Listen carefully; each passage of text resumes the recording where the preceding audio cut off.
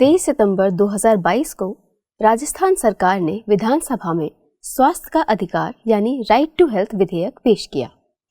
राज्य सरकार का दावा है कि राज्य में स्वास्थ्य का अधिकार कानून बनने के बाद राजस्थान के नागरिकों को इलाज के साथ शुद्ध खान पान और सफाई का अधिकार मिलेगा। राजस्थान इस तरह का बिल पेश करने वाला देश का पहला राज्य है। क्या है इस बिल के प्रावधान, यह कितना कारगर साबित हो सकता है और क्या यह बिल ठीक तरह से लागू किया जा सकेगा? डाउन टू अर्थ हिंदी के इस खास कार्यक्रम मुद्दा के इस एपिसोड में हम राइट टू हेल्थ बिल पर चर्चा करेंगे और जानेंगे कि यह बिल किस तरह लोगों के इलाज में सहायता करेगा। लेकिन इससे पहले कि मैं आगे बढ़ूं, मैं गुजारिश करूंगी कि आप हमारी वेबसाइट www.downtoearth.org.in पर जाकर विज्ञान और पर्यावरण से जुड़ी ताज़ा तरीन जानकारी से खुद को अपडेट करें। आपसे यह भी गुजारिश है कि आप हमारे YouTube चैनल को सब्सक्राइब करें। यहाँ आपको पर्यावरण के तमाम विषयों से जुड़े 1000 से ज़्यादा वीडियोस मिलेंगे। अब बात स्वास्थ्य के अधिकार की। यह विधेयक पिछले सप्ताह राज्य के स्वास्थ्य मंत्री प्रसादी लाल मीणा ने विधानसभा में पेश किया। 23 सितंबर को इसे एक सेलेक्ट कमेटी के आगे समीक्षा के लिए भेजा गया। अगर यह बिल पास हो जाता है तो यह सभी राजस्थान के नागरिकों को स्वास्थ्य और कल्याण के संबंध में समानता दिलाएगा। अन्य राज्य जैसे मध्य प्रदेश, तमिलनाडु और असम भी इस तरह के प्रावधानों पर विचार कर रहे हैं, लेकिन अभी तक इन राज्यों में ऐसा प्रावधान पेश नहीं किया गया है। सरकार का कहना है कि अगर यह कानून लागू हो जाएगा तो 14.5 करोड़ रुपयों का वार्षिक खर्च आएगा। इस विधेयक के तहत राजस्थान के निवासियों को सभी सार्वजनिक स्वास्थ्य संस्थानों में मुफ्त परामर्श, दवाएं, आपातकालीन परिवहन तथा आपातकालीन देखभाल और सभी सार्वजनिक अस्पतालों में सर्जरी के लिए किफायती देखभाल का अधिकार मिलेगा। यदि इसे प्रभावी ढंग से लागू किया जाता है तो यह इलाज पर होने वाले खर्च यानी आउट ऑफ पॉकेट एक्सपेंडिचर को कम करने का मार्ग प्रशस्त कर सकता है, जो हर साल भारत में लाखों लोगों को गरीबी की ओर धकेल देता है। हर साल राजस्थान के नागरिकों के इलाज पर प्रति व्यक्ति खर्च लगभग 1745 रुपए होता है, जो वे दूसरे जगह पर जैसे अपने बच्चों की पढ़ाई, परिवार के खान पान या जीवन स्तर को बेहतर करने पर खर्च कर सकते हैं। विश्व स्वास्थ्य संगठन WHO की मार्च 2022 को एक रिपोर्ट में अनुमान लगाया गया कि भारत में इलाज पर हो रहा प्रति व्यक्ति खर्च लगभग 5.5 करोड़ भारतीयों को गरीबी की ओर ढकेल देता है, जिसमें 17% से अधिक परिवारों को हर साल इलाज पर अत्यधिक खर्च का बोझ उठाना पड़ता है। भारतीय परिवार हर वर्ष स्वास्थ्य सेवाओं पर लगभग 2 करोड़ 80 लाख रुपए खर्च करते हैं, जो कुल स्वास्थ्य खर्च का एक बड़ा हिस्सा होता है। केरल के स्वास्थ्य अर्थशास्त्री रिजो जॉन ने डाउन टू अर्थ को बताया कि कई भारतीय परिवार अस्पताल में भर्ती होने के समय संपत्ति की बिक्री का सहारा लेते हैं, जिससे गरीबी की घटनाओं में वृद्धि होती है। राजस्थान के स्वास्थ्य अधिकार विधेयक के प्रावधानों के अनुसार निजी अस्पताल की दरों पर नियंत्रण के साथ साथ जन स्वास्थ्य का मॉडल तैयार किया जाएगा।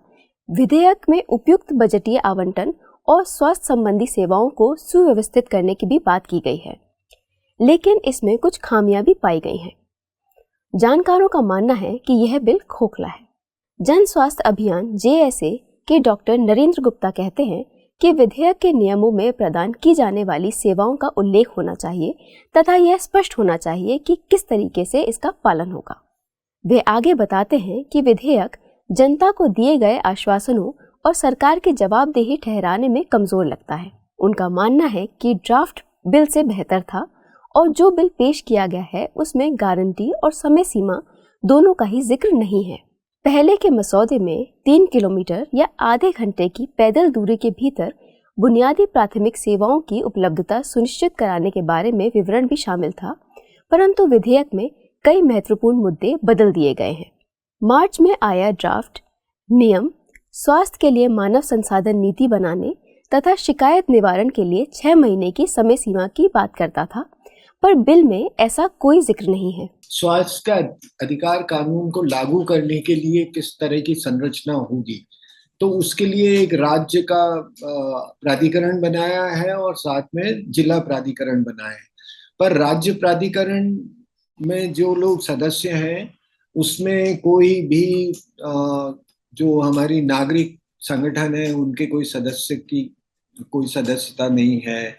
जो क्लिनिशियन डॉक्टर्स हैं, जो इलाज करने वाले हैं, उनकी कोई सदस्यता नहीं है। कोई अगर राजनीतिक हैं तो उनकी कोई सदस्यता नहीं है।